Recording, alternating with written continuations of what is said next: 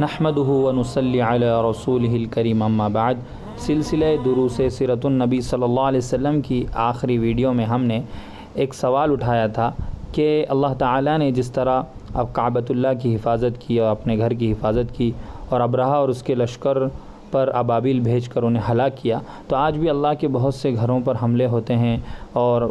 کعبۃ اللہ سے بھی بڑھ کر جیسے ایک مسلمان کی عظمت ہے تو مسلمانوں کی جانوں پر بھی حملے ہو رہے ہیں۔ تو اب کوئی ابابیل کیوں نہیں اترتے اور اللہ کی مدد کیوں نہیں اترتی؟ تو اس کا تفصیلاً جواب ہم نے پچھلی آخری ویڈیو میں ہم دے چکے ہیں۔ اس ویڈیو کا عنوان ہے نبی صلی اللہ علیہ وسلم کی آمد کی بشارتیں، یعنی ہمارے نبی صلی اللہ علیہ وسلم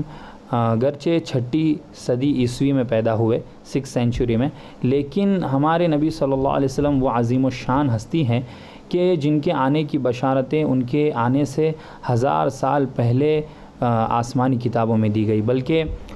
سیرت کی ایک بڑی عظیم الشان کتاب ہے سبل الہدی والرشاد فی سیرت خیر العباد، جس میں علامہ محمد بن یوسف الشامی رحمۃ اللہ علیہ نے ایک حدیث نقل کی ہے کہ آپ صلی اللہ علیہ وسلم فرماتے ہیں کنت اول الانبیاء خلقا وآخرهم بعثا، کہ میں انبیاء میں سب سے پہلے پیدا کیا گیا اور سب سے آخر میں بھیجا گیا۔ اس کی تشریح صاحب کتاب سبل الہدی والرشاد نے ہی علامہ سبکی کے حوالے سے نقل کی ہے کہ اللہ تعالیٰ نے سب سے پہلے آپ صلی اللہ علیہ وسلم کی روح کو پیدا کیا۔ تو ہمارے نبی صلی اللہ علیہ وسلم جسمانی اعتبار سے تو 6 صدی عیسوی میں آئے، لیکن آپ کی روح تو تمام انبیاء سے پہلے کو جو ہے آپ کی روح کو اللہ تعالیٰ نے وجود بخشا تھا۔ اس کے بعد ہم دیکھتے ہیں کہ آپ صلی اللہ علیہ وسلم سے 1000 سال پہلے آپ کے جد امجد، آپ کے دادا ابراہیم علیہ السلام نے آپ کے لیے دعا کی تھی اور اللہ سے درخواست کی تھی کہ نبی صلی اللہ علیہ وسلم کو وہ اللہ تعالیٰ جو ہے پیدا کریں۔ چنانچہ انہوں نے کعبہ کی تعمیر کے بعد دعا کی کہ ربنا وابعث فیہم رسولا منہم، اے اللہ ان عربوں میں انہی میں سے ایک رسول آپ بھیجیے، یتلو علیہم آیاتک ویعلمہم الکتاب والحکمہ، کہ وہ ان پر آپ کی آیتوں کو پڑھ کر سنائے اور آپ کی کتاب ان کو سکھائے اور حکمت کی باتیں سکھائے، ویزکیہم اور ان کا تزکیہ کرے، انک انت العزیز الحکیم، یقیناً آپ زبردست حکمت والے ہیں۔ اسی بات کو آپ صلی اللہ علیہ وسلم نے بھی جو ہے اپنے حدیث مبارک میں بیان فرمایا کہ انا دعوت ابی ابراہیم، کہ میں اپنے والد ابراہیم کی دعا ہوں، یعنی اللہ نے ابراہیم علیہ السلام کی دعا قبول کی اور آپ صلی اللہ علیہ وسلم کو بھیجا۔ ہمارے نبی صلی اللہ علیہ وسلم کی ہستی وہ ہستی ہے کہ جن کا ذکر تورات اور انجیل میں ہے۔ چنانچہ سورۃ الاعراف کی آیت ہے کہ الذین یتبعون الرسول النبی الامی الذی یجدونہ مکتوبا عندہم فی التوراۃ والانجیل یأمرہم بالمعروف وینہاہم عن المنکر، کہ اللہ تعالیٰ فرماتے ہیں کہ یہ رسول یہ نبی جو کہ امی ہیں، یہ ایسے ہیں جن کو اہل کتاب اپنے تورات اور انجیل میں لکھا ہوا پاتے ہیں، یعنی آپ صلی اللہ علیہ وسلم کے بارے میں تورات اور انجیل میں لکھا ہوا ہے اور آپ کی صفات بھی لکھی ہوئی ہے کہ یأمرہم بالمعروف، کہ آپ نیکی کا حکم دیتے ہیں، وینہاہم عن المنکر، اور جو ہے برائی سے روکتے ہیں۔ یہ قرآن کی گواہی ہے کہ تورات اور انجیل میں نبی صلی اللہ علیہ وسلم کا ذکر ہے۔ چنانچہ ہم تورات میں دیکھتے ہیں، تورات کا جائزہ لیتے ہیں، تو اس آیت کی تفسیر میں امام طبری رحمۃ اللہ علیہ نے اپنی تفسیر میں اور صحیح بخاری میں امام بخاری رحمۃ اللہ علیہ نے تابعی عطا بن یسار رحمۃ اللہ علیہ سے روایت نقل کی ہے۔ وہ کہتے ہیں کہ میں عبداللہ بن عمرو بن عاص رضی اللہ عنہ سے ملا، میں نے ان سے کہا کہ آپ مجھے تورات میں جو آپ صلی اللہ علیہ وسلم کی صفات ذکر کی گئی ہے اس کے بارے میں بتائیں۔ یہاں ایک منٹ میں عبداللہ بن عمرو بن عاص رضی اللہ عنہ کے بارے میں بتانا چاہوں گا کہ علامہ ابن حجر عسقلانی رحمۃ اللہ علیہ نے الاصابہ فی تمییز الصحابہ، جو صحابہ کے احوال پر ایک عظیم الشان کتاب لکھی ہے، اس میں وہ عبداللہ بن عمرو رضی اللہ عنہ کے بارے میں مسند احمد سے ایک روایت نقل کرتے ہیں کہ عبداللہ بن عمرو بن عاص رضی اللہ عنہ نے خواب میں دیکھا کہ ان کے ایک ہاتھ میں شہد ہے اور دوسرے ہاتھ میں گھی ہے اور وہ دونوں کو چاٹ رہے ہیں۔ تو آپ صلی اللہ علیہ وسلم نے ان کو اس کی تعبیر یہ بتائی کہ تو تورات کو بھی پڑھے گا اور جو ہے قرآن کریم کو بھی پڑھے گا۔ چنانچہ عبداللہ بن عمرو بن عاص رضی اللہ عنہ تورات کا کافی مطالعہ کرتے تھے اور اس کو کافی جاننے والے تھے۔ چنانچہ جب عطا بن یسار رحمۃ اللہ علیہ نے ان سے پوچھا کہ آپ صلی اللہ علیہ وسلم کی تورات میں کیا صفات ذکر کی گئی، تو انہوں نے کہا کہ اجل ہاں واللہ انہ لموصوف فی التوراۃ کصفتہ فی القرآن، کہ قسم بخدا تورات میں ان کی ویسی ہی صفت آئی ہے، ویسے ہی ان کو بتایا گیا جیسے کہ قرآن میں آپ صلی اللہ علیہ وسلم کے بارے میں بتایا گیا کہ یا ایھا النبی انا ارسلناک شاہدا ومبشرا ونذیرا، اے نبی ہم نے آپ کو گواہ، خوشخبری دینے والا اور ڈرانے والا بنا کر بھیجا۔ اور ان کی اس کے علاوہ تورات میں صفت آئی ہے کہ وہ حرزا للامیین، کہ وہ ان پڑھوں کے محافظ ہوں گے، چونکہ عرب اکثر ان پڑھ ہوتے تھے، پڑھے لکھے نہیں ہوتے تھے، تو وہ عربوں کے محافظ ہوں گے۔ انت عبدی و رسولی، کہ تو میرا بندہ ہے اور میرا رسول ہے۔ سمیتک المتوکل، میں نے تیرا نام متوکل رکھا ہے۔ لیس بفظ ولا غلیظ، آپ جو ہے بد اخلاق نہیں ہیں اور جو ہے منہ پھٹ نہیں ہیں۔ ولا صخاب فی الاسواق، اور آپ جو ہے بازاروں میں چیخنے پکارنے والے نہیں ہیں۔ ولا یجزی بالسیئۃ السیئۃ، آپ برائی کا بدلہ برائی سے نہیں دیتے۔ ولکن یعفو ویصفح، لیکن آپ معاف کر دیں، درگزر کرتے ہیں۔ ولن نقبضہ حتی نقیم بہ الملۃ العوجا، اور یہ کہ ہم آپ کو موت نہیں دیں گے یہاں تک کہ ہم آپ کے ذریعے سے ٹیڑھی ملت کو سیدھا کریں۔ بئیں طور کے لوگ کہنے لگے لا الہ الا اللہ، فنفتح بہ قلوبا غلفا وآذانا صما واعینا عمیا، اور ہم آپ کے ذریعے سے بند دلوں کو اور جو ہے بہرے کانوں کو اور اندھی آنکھوں کو کھول دیں گے۔ پھر عطا رحمۃ اللہ علیہ کہتے ہیں ثم لقیت کعبا، پھر میں کعب رحمۃ اللہ رضی اللہ عنہ سے ملا، جو کہ ایک اہل کتاب عالم تھے اور جو ہے تورات اور زبور کو بہت اچھی طریقے سے جاننے والے تھے، تورات اور انجیل کو۔ فسألت عن ذلک، تو میں نے ان سے بھی ایسے ہی سوال کیا کہ آپ صلی اللہ علیہ وسلم کے بارے میں تورات میں کیا لکھا ہوا ہے۔ تو فمختلف حرفا، تو انہوں نے ہو بہو وہی الفاظ بتائے جو عبداللہ بن عمرو بن عاص رضی اللہ عنہ نے بتائے تھے۔ چنانچہ اس زمانے میں بھی تورات میں آپ صلی اللہ علیہ وسلم کے بارے میں پیشن گوئی کی گئی تھی اور آپ کی جو ہے صفات تورات میں ذکر کیے گئے تھے۔ اس کے بعد جو ہے ہم اس آیت کی تشریح میں جب تفسیر القرآن مولانا عبد الماجد دریابادی کو کھولتے ہیں تو اس میں بھی حضرت نے تورات کی عبارت نقل کی ہے، جو کہ انگلش میں حضرت کی تفسیر ہے کہ I will raise them up a prophet from among their brethren like unto thee, and I will put my words in his mouth, and he shall speak unto them all that I shall command him، کہ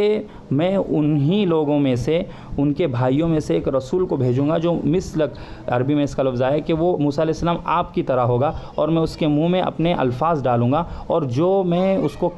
کہنے کا حکم دوں گا وہ ان باتوں کا حکم کرے گا۔ تو اس میں آپ صلی اللہ علیہ وسلم کی پہلی صفت یہ بیان کی گئی ہے کہ میں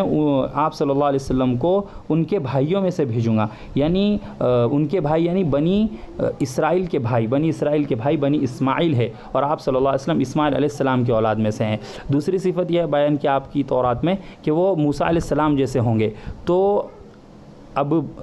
انجیل والے یعنی عیسائی کہتے ہیں کہ اس میں جو ہے موسیٰ علیہ السلام سے جو کہا گیا ہے موسیٰ علیہ السلام جیسے نبی کو بھیجوں گا تو وہ عیسیٰ علیہ السلام ہے، جبکہ یہ بات صحیح نہیں ہے، بلکہ ہم دیکھتے ہیں تو موسیٰ علیہ السلام اور ہمارے نبی حضرت محمد صلی اللہ علیہ وسلم بہت ساری چیزوں میں ایک جیسے ہیں، جبکہ عیسیٰ علیہ السلام جو ہے ایسے نہیں ہیں۔ پہلی بات ہم دیکھیں تو پیدائش کی بات دیکھیں تو موسیٰ علیہ السلام اور ہمارے نبی ایک جو فطری طریقہ ہے ماں باپ کے ملن سے پیدا ہونے کا، اس طریقے سے پیدا ہوئے، اور عیسیٰ علیہ السلام جو ہے بغیر باپ کے صرف ماں سے پیدا ہوئے، اللہ تعالی نے اپنی قدرت سے ان کو پیدا کیا ہے۔ اس کے بعد ہم دیکھتے ہیں کہ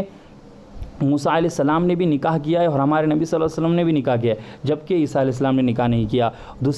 تیسری چیز جو ہے موسیٰ علیہ السلام اور ہمارے نبی میں ایک جیسی یہ ہے کہ موسیٰ علیہ السلام بھی ایک نئی شریعت لے کر آئے تھے اور ہمارے نبی صلی اللہ علیہ وسلم بھی نئی شریعت لے کر آئے تھے، جبکہ عیسیٰ علیہ السلام نئی شریعت لے کر نہیں آئے تھے۔ چوتھی بات یہ ہے کہ ہمارے نبی صلی اللہ علیہ وسلم بھی اپنے قوم کے حاکم بنے اور ان کی قوم نے ان کو نبی مانا، اسی طرح موسیٰ علیہ السلام بھی جو ہے اپنے قوم کے حاکم بنے اور ان کے قوم نے ان کو نبی مانا، جبکہ عیسیٰ علیہ السلام کو بنی اسرائیل نے نبی نہیں مانا اور نہ وہ حاکم بنے، بلکہ انہوں نے تو ان کو سولی پر لٹکانے کی کوشش کی۔ اور پانچویں بات موسیٰ علیہ السلام اور ہمارے نبی میں ایک جیسی یہ ہے کہ موسیٰ علیہ السلام بھی جو ہے بستر پر ان کی فطری موت ان کو آئی، اور ہمارے نبی صلی اللہ علیہ وسلم جو ہے فطرتاً جو ہے بستر پر ان کو موت آئی، جبکہ عیسیٰ علیہ السلام تو زندہ آسمان پر اٹھا لیے گئے۔ تو اس تورات کی اس جو آیت میں کہا جا رہا ہے کہ ہم موسیٰ تیرے جیسے نبی کو بھیجیں گے، تو وہ موسیٰ علیہ السلام جیسے نبی ہمارے نبی صلی اللہ علیہ وسلم ہی ہے، نہ کہ عیسیٰ علیہ السلام۔ اس کے بعد کہا گیا اللہ تعالیٰ فرما رہے ہیں کہ I will put my words in his mouth، کہ میں اپنے الفاظ اپنا کلام اس کے منہ میں ڈالوں گا۔ تو ہم دیکھتے ہیں کہ اللہ تعالیٰ کا کلام جو ہے جبرائیل علیہ السلام لے کر آتے تھے اور آپ صلی اللہ علیہ وسلم جو ہے اس کو یاد کرنے کی کوشش کرتے تھے، اس کا ذکر بھی جو ہے قرآن کریم میں موجود ہے۔ اس کے بعد اللہ فرما رہے ہیں کہ میں جس باتوں کا حکم کرنے کا اس کو حکم کروں گا وہ ان باتوں کا حکم کرے گا۔ تو ہمارے نبی صلی اللہ علیہ وسلم نے اللہ کے تمام احکام جو ہے بخوبی پہنچائے۔ تو اس آیت کے تورات کی اس آیت کے صحیح مصداق ہمارے نبی صلی اللہ علیہ علیہ وسلم ہے۔ تورات ہمارے نبی صلی اللہ علیہ وسلم سے کئی ہزار سال پہلے اللہ نے موسیٰ علیہ السلام کو دیا، اور اس وقت سے اللہ تعالیٰ بتا رہے ہیں کہ ہم جو ہے ہمارے نبی حضرت محمد صلی اللہ علیہ وسلم کو بھیجیں گے۔ یہی بات اس زمانے کے ماضی قریب کے گزرے ہوئے مشہور داعی اسلام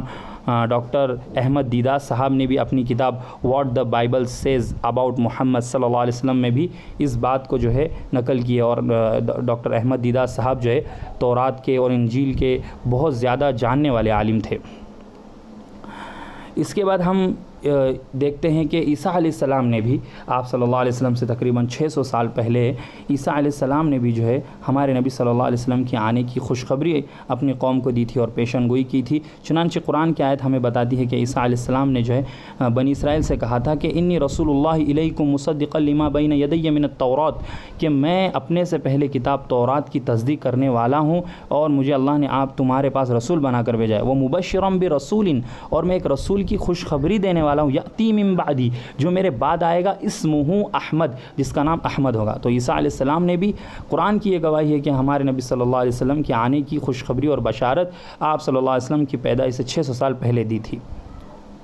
اسی طرح اس بات کو جو ہمارے نبی صلی اللہ علیہ وسلم نے حدیث میں بیان کیا ہے کہ انا دعوت ابی ابراہیم و بشارت عیسیٰ، کہ میں اپنے باپ ابراہیم کی دعا کی قبولیت ہوں اور میں جو ہے عیسیٰ علیہ السلام کی بشارت ہوں، یعنی عیسیٰ علیہ السلام نے بھی میرے بارے میں بشارت دی تھی۔ اسی طرح جو ہے آپ صلی اللہ علیہ وسلم کے زمانے میں جو عیسائیوں کی کتاب تھی اس میں بھی آپ صلی اللہ علیہ وسلم کا ذکر موجود تھا، جیسے کہ ہرقل نے جب ابو سفیان سے بات کی تو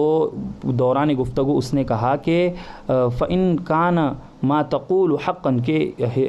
ابو سفیان جو تم سب کچھ کہہ رہے ہو نبی کے بارے میں، جو کچھ میں نے پوچھا وہ بتا رہے ہو، اگر وہ سب حق ہے، فَسَيَمْلِكُ مَوْضِعَ قَدَمِ هَاتَيْنِ، کہ یہ نبی جو ہے میرے ان قدموں کی جگہ کا بھی مالک بن جائے گا۔ یعنی آپ صلی اللہ علیہ وسلم جو ہے آپ صلی اللہ علیہ وسلم کے صحابہ جو ہے ہرقل کی حکومت کو بھی فتح کریں گے۔ وَقَدْ كُنْتُ أَعْلَمُ أَنَّهُ خَارِجٌ، اور ہرقل یہ کہہ رہا ہے جو کہ ایک بادشاہ تھا اور عیسائی تھا اور جو ہے انجیل کا بہت بڑا عالم تھا، وہ کہہ رہا ہے كُنْتُ أَعْلَمُ أَنَّهُ خَارِجٌ، مجھے پتا تھا کہ یہ نبی جو ہے آنے والے ہیں، لم اکن اظن انه منکم، لیکن میرا خیال یہ نہیں تھا کہ وہ تم میں سے آئیں گے۔ یعنی اس زمانے کے عیسائی، آپ صلی اللہ علیہ وسلم کے زمانے کے عیسائی بھی اس وقت کی انجیل میں مطالعہ کرتے تھے اور پڑھتے تھے، اور ان کو پتہ تھا، اور اس وقت کی انجیل میں بھی لکھا ہوا تھا کہ ہمارے نبی صلی اللہ علیہ وسلم جو ہے آنے والے ہیں۔ اس روایت کو جو بخاری نے روایت کیا ہے، نقل کیا ہے۔ اب انجیل میں ہم دیکھتے ہیں تو انجیل میں لکھا ہوا ہے، انجیل کی آیت ہے کہ اللہ نے کہا، لیکن عیسیٰ علیہ السلام کہتے ہیں انجیل کی آیت میں، لیکن میں تم سے سچ کہتا ہوں، میرا جانا تمہارے لیے فائدہ مند ہے، کیونکہ اگر میں نہ جاؤں تو وہ فارقلیت تمہارے پاس نہ آئے گا۔ تو یہاں پر عیسیٰ علیہ السلام نے جو ہے عیسیٰ علیہ السلام کی جو کتاب انجیل، اس میں عیسیٰ علیہ السلام کی یہ بات نقل کی گئی ہے کہ انہوں نے اپنے ماننے والے سے کہا کہ میں جاؤں گا تو جو ہے وہ فارقلیت آئیں گے، اور فارقلیت کا جو ہے یہاں پر فارقلیت سے مراد ہمارے نبی صلی اللہ علیہ وسلم ہے، اس لیے کہ فارقلیت کا مطلب ہوتا ہے کہ جس کی تعریف کی گئی ہو، تو ہمارے نبی صلی اللہ علیہ وسلم ہی کا نام محمد ہے، جس کا مطلب ہے کہ جس کی تعریف کی گئی، اور ہمارے نبی صلی اللہ علیہ وسلم کی جو ہے سب سے زیادہ تعریف کی گئی ہے، کی جا رہی ہے اور کی جائے گی۔ اور اس کے بعد ہم دیکھتے ہیں تو یہ تو تورات کا حال تھا، زبور کا حال تھا، یہاں تک کہ ہمارے جو غیر مسلم بھائی ہے ان کی مذہبی کتابوں میں بھی آپ صلی اللہ علیہ وسلم کے متعلق صاف پیشن گوئی کی گئی ہے، اتنی واضح پیشن گوئی کی گئی ہے کہ اگر اس کو سچے دل سے پڑھا جائے تو کوئی جو ہے آپ صلی اللہ علیہ وسلم پر ایمان لائے بغیر نہیں رہے گا۔ چنانچہ اتھروید میں آپ صلی اللہ علیہ وسلم کے متعلق پیشن گوئی کی گئی ہے کہ لوگوں احترام سے سنو، نراشنس کی تعریف کی جائے گی، ہم اس مہاجر یا امن کے علم بردار کو 60,000 90 دشمنوں کے درمیان محفوظ رکھیں گے۔ تو یہ جو ہے اتھروید کی ایک آیت ہے، ایک اس کی جو ہے ورس ہے، اس میں جو ہے پہلا لفظ استعمال کیا گیا نراشنس، یہ سنسکرت زبان کا لفظ ہے جو در حقیقت دو لفظوں سے مل کر بنا ہے، ایک لفظ نر جس کا معنی ہے انسان، اس کو لا کر یہ بتانا مقصود ہے کہ یہاں جس شخصیت کا ذکر ہو رہا ہے وہ انسانوں میں سے ہے، وید کی دوسری شخصیات کی طرح دیوتا، فرشتہ یا جن نہیں ہے۔ دوسرا لفظ شنس ہے، اس کا مطلب ہے وہ شخص جس کی کثرت سے تعریف کی جائے، لہٰذا نراشنس کا بعین ہی وہی معنی ہوا جو لفظ محمد کا ہے، دونوں میں اس کے سوا کوئی فرق نہیں کہ محمد عربی لفظ ہے اور نراشنس سنسکرت، لہٰذا اگر وید میں اس شخصیت کی مزید کوئی تفصیل نہ ہوتی، صرف یہی مبارک نام ہوتا تو یہ اس بات کو جاننے کے لیے کافی شافی تھا کہ یہ پیشن گوئی محمد صلی اللہ علیہ وسلم کے متعلق ہے۔ آگے لیکن اللہ فرما رہے ہیں کہ اس کی تعریف کی جائے گی، تو ہمارے نبی صلی اللہ علیہ وسلم ہی ہیں جن کی سب سے زیادہ جو ہے تعریف کی جاتی ہے۔ اور اس میں ایک بات کہا آپ صلی اللہ علیہ وسلم کے بارے میں کہ مہاجر، اس مہاجر یا امن کے علم بردار کو، تو ہمارے نبی صلی اللہ علیہ وسلم نے ہی مکہ سے مدینہ ہجرت کی، اور امن کے علم بردار، یعنی آپ صلی اللہ علیہ وسلم کی وجہ سے مکہ اور آثار عرب میں جو امن آیا وہ مثالی امن تھا۔ جو قوم 40 سال تک جنگیں لڑتی تھی، اس ملک میں اللہ کے رسول سے کی وجہ سے ایسا امن آیا کہ جس کی مثال پیش کرنے سے دنیا عاجز ہے۔ اور اللہ آگے اس میں اتھروید میں آگے لکھا ہے کہ ہم اس کو 60,090 دشمنوں سے بچائیں گے، تو 60,090 دشمن بھی جو ہے آپ صلی اللہ علیہ وسلم کے ہی تھے۔ چنانچہ ہم اس کا جائزہ لیتے ہیں تو ہم کو پتہ چلتا ہے کہ آپ کے دشمنوں کی تعداد ٹھیک 60,090 تھی۔ قریشی اور ان کے حلفاء بنو غطفان اور ان کے شرکاء کل 10,000 تھے، یعنی قریشی یہ جو آپ کے دشمن بنے تھے 10,000 تھے، جو جنگ خندق میں اکٹھے آئے تھے اور دوسری جنگوں میں چھوٹی چھوٹی ٹولیوں کے اندر۔ اسی طرح یہود کے مختلف قبائل کے مردان جنگی کی تعداد 10,000 تھی، جو خیبر میں تقریباً یکجائی طور سے لڑے اور باقی جنگوں میں متفرق طور پر۔ تو اب دیکھیے قریشی جو دشمن آپ کے تھے وہ 10,000 تھے تقریباً، اور یہود یہ بھی جو ہے آپ کے دشمن تھے، یہ بھی 10,000 تھے، یہ 20,000 ہو گئے۔ اور رومی جنہوں نے مدینہ پر دھاوا بول کر اس کی اینٹ سے اینٹ بجانی چاہی اور جن سے مقابلے کے لیے رسول اللہ صلی اللہ علیہ وسلم تبوک تشریف لے گئے تو سامنے نہ آئے، ان کی تعداد 40,000 تھی۔ کل دشمن جو ہے یہاں پر ہم دیکھ رہے ہیں کہ 60,000 ہو گئے۔ قریش جو ہے یہ 10,000 تھے، یہود 10,000، اور جو ہے یہ رومی جو لڑنے کے لیے آئے تھے یہ 40,000 تھے۔ اب منافقین جنہوں نے تبوک میں ساتھ جانے سے معذرت کر لی 80 تھے، اور جو تبوک میں گئے وہ 12 یا 13 تھے، انہوں نے واپسی میں آپ کو قتل کرنے کا اقدام بھی کیا لیکن ناکام رہے۔ ان میں سے 2 یا 3 جو ہے متذبذب تھے اور انہوں نے توبہ کر لی، 10 نفاق پر قائم رہے، لہٰذا ان کی کل تعداد 90 ہوئی۔ یوں آپ کے قتل کے خواہاں دشمنوں کی تعداد ٹھیک 60,090 ہوتی ہے، جن کے درمیان اللہ نے آپ صلی اللہ علیہ وسلم کی حفاظت کی۔ تو یہ جو ہے اتھروید کی جو ہے لائن ہے، یہ جو اس میں لکھا گیا یہ بتا رہا ہے کہ یہ جو ہے ہمارے نبی صلی اللہ علیہ وسلم ہی ہیں جن کی خوب تعریف کی گئی، جو مہاجر بھی تھے، امن کے علم بردار بھی تھے، اور اللہ نے ان کو 60,090 دشمنوں سے بچایا۔ اس کی ایک دوسری اس کا منتر ہے کہ اس کی سواری اونٹ ہوگی اور اس کی 12 بیویاں ہوگی، اس کا درجہ اتنا بلند اور سواری اتنی تیز ہوگی کہ وہ آسمان کو چھوئے گی اور پھر اتر آئے گی۔ تو ہم دیکھتے ہیں کہ ہمارے نبی صلی اللہ علیہ وسلم کی سواری ہی اونٹنی ہے، ہمارے نبی صلی اللہ علیہ وسلم ہی جو اونٹ پر سواری کرتے تھے۔ دوسری نشانی اس کی 12 بیویاں، تو ہمارے نبی صلی اللہ علیہ وسلم کی ہی 12 بیویاں ہیں، حضرت خدیجہ، حضرت سودا، حضرت عائشہ، حضرت حفصہ، حضرت زینب، حضرت سلمہ، حضرت زینب بنت جحش، حضرت ریحانہ بنت زید، جویریہ بنت حارث، حبیبہ بنت ابی سفیان، صفیہ بنت حوی بن اخطب، سیدہ میمونہ بنت حارث، یہ ہمارے نبی صلی اللہ علیہ وسلم کی 12 بیویاں ہیں۔ اور ایک بات بتائی کہ اس کے بعد اتنی تیز سواری ہوگی جو آسمان کو چھوئے گی اور پھر اتر آئے گی، تو یہ جو ہے ہمارے نبی صلی اللہ علیہ وسلم کے معراج کے واقعے کی طرف جو ہے اشارہ ہے۔ چنانچہ ہم دیکھتے ہیں کہ ہمارے نبی صلی اللہ علیہ وسلم کتنی عظیم و شان جو ہے شخصیت ہیں کہ آپ کو اللہ تعالیٰ نے تمام نبیوں سے پہلے جو ہے پیدا کیا آپ کی روح کو، پھر ابراہیم علیہ السلام نے آپ کے آنے کے لیے دعا کی، اور آپ سے پہلے 1000 سال پہلے جو کتاب انجیل اور تورات جو 1000 سال پہلے ہے، پھر جو انجیل ہے آپ سے 600 سال پہلے، اور جو اسی طرح ہمارے ہندو مذہب کے بھائیوں کی جو مذہبی کتاب اتھروید، ان میں جو ہے آپ صلی اللہ علیہ وسلم کی پیشن گوئی کی گئی ہے۔ تو یہ تمام پیشن گوئیاں ہمارے نبی صلی اللہ علیہ وسلم کی نبی ہونے کی بھی دلیل ہے اور آپ کی عظیم و شان اور بلند مرتبہ ہونے کی بھی دلیل ہے۔ اللہ ہمیں ہمارے نبی صلی اللہ علیہ وسلم سے مزید محبت فرمائے اور آپ کی جو ہے اتباع کرنے کی توفیق عطا فرمائے، آپ کے احکام کی قدر ہمیں نصیب فرمائے اور آپ سے محبت میں اضافہ فرمائے۔ وآخر دعوانا ان الحمد للہ رب العالمین۔